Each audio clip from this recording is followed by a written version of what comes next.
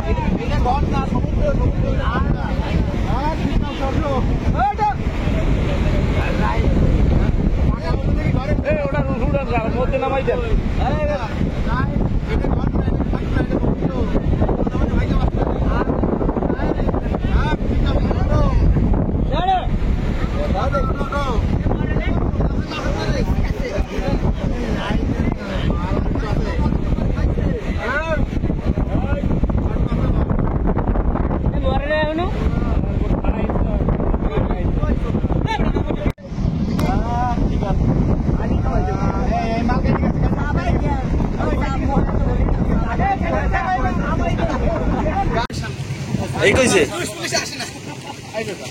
পানির ভিতরে উঠেছি ভাই, আমরা পানির ভিতর দিয়ে উঠেছি।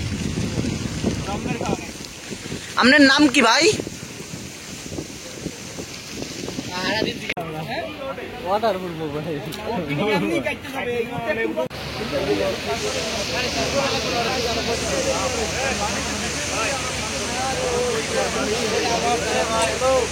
নাম কি?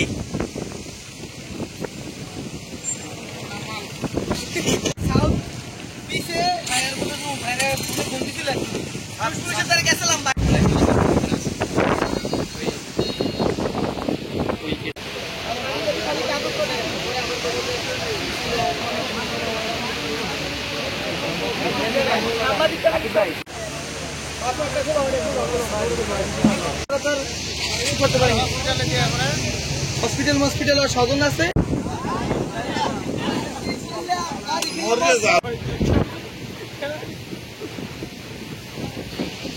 আপনার নাম কি? আপনার নাম কি? হ্যাঁ, নাম কি?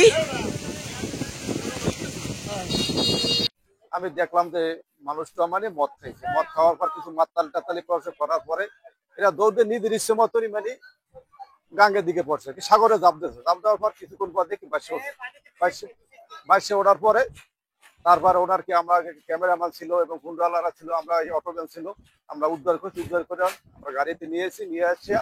মানে মোটামুটি ভাবে একটু সুস্থ আছে। সুস্থ থাকার পর এখন আমরা প্রাথমিক ভাবে আমরা মেডিকেল নিয়ে যাচ্ছি, হাসপাতালে নিয়ে মানে চিকিৎসার জন্য ব্যবস্থা করতে আছি। এটা আমরা চেষ্টা করছি।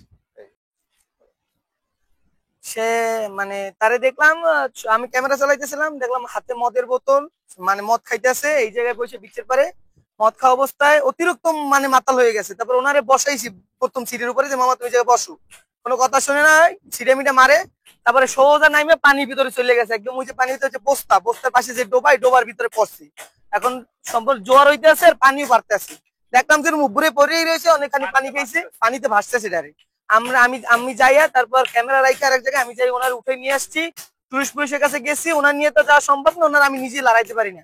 এক পর্যটক ভাই অতিরিক্ত মদ পান করছে, তার হাতে মদের বোতল ছিল, সে মদ খাইয়ে অনেক মাতলামি করছে। করার পরে তাকে আমরা বসাইছি বেঞ্চের উপর, বসানোর পরে সে কিছুক্ষণ পর তাকে আমরা দেখতেছি না, সে দৌড়ে গিয়ে একেবারে সমুদ্রের ভিতরে নেমে গেছে। আসলে মদ খাওয়ার পরে আমরা তো বিচে ফটোগ্রাফার, বিচে তাৎক্ষণিক সবসময় হাঁটাচলা করি। পরে উনি দেখতেছি যে অনেক দূরে চলে গেছে মাতাল অবস্থায়, মদ খাওয়ার পরে মানে অনেক দূরে গেছে, হয়তো সাঁতার জানে না কিন্তু আরো মাতাল অবস্থায়। ওনার মৃত্যুর বেশি আশঙ্কা ছিল। আমরা ফটোগ্রাফার কিছুদিন যাইয়া তারপর কিনে নিয়ে আইছি, এখন চিকিৎসার জন্য হাসপাতালে নেওয়ার ব্যবস্থা করতেছি।